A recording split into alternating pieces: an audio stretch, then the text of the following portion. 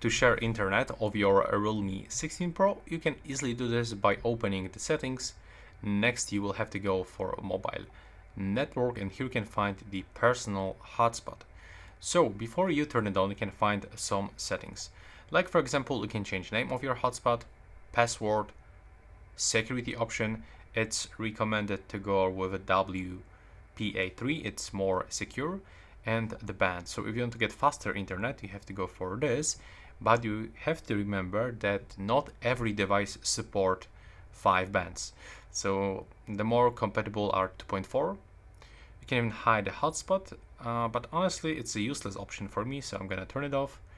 And also the Wi-Fi 6 protocol, but also the same like with the AP band, not every device supported. If your device doesn't actually support, you will be not able to connect to this hotspot. So I will recommend you to turn it off. Now we have to click save, and here you can also find another option. The hotspot will turn off automatically and there is no device connected for 10 minutes.